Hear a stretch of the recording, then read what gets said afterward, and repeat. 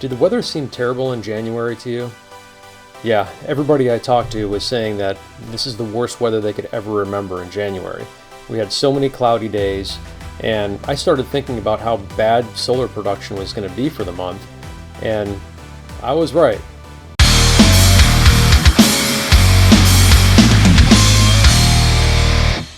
Hi, I'm Jason. I'm the principal solar designer at Florida Solar Design Group, and I'm a data-driven guy. I love my data. So I picked out a representative system from our fleet, and we're going to look at the data that came out of the Enphase data monitoring system, and I'm going to show you how that correlates to the weather in January.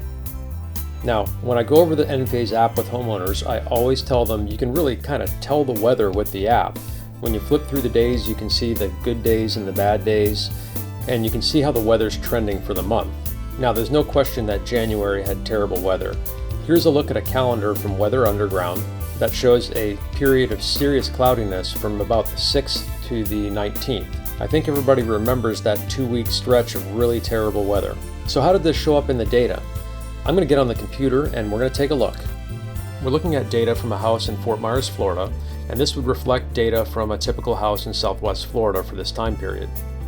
So what we're looking at here is the black line is the average of the last 10 years of production for this system. The red line is 2024 for January. If you look closely, in January there were only 3 days that exceeded the 10-year average.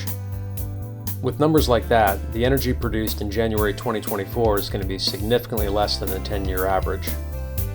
Let's take a look at the cumulative data. You can see here, right on the 6th of January, things started lagging behind the average. The cumulative energy total continued to diverge from the average until about the 19th. That's consistent with our weather calendar. By the end of the month, the January total was 616 kilowatt hours. That was about 35% less than the average annual. Check out how the January total compares to the last 9 years. This is really striking. Again, this is 35% less than the average. What this chart shows is that the average monthly energy production varies quite widely, but January 2024 is a real outlier. So what's the takeaway here? No question January 2024 was a terrible month for solar, but things tend to balance out. If you look back at 2019 for January, almost every day of the month exceeded the average. So you're going to have up years and down years, and by the end of the year, things tend to level out.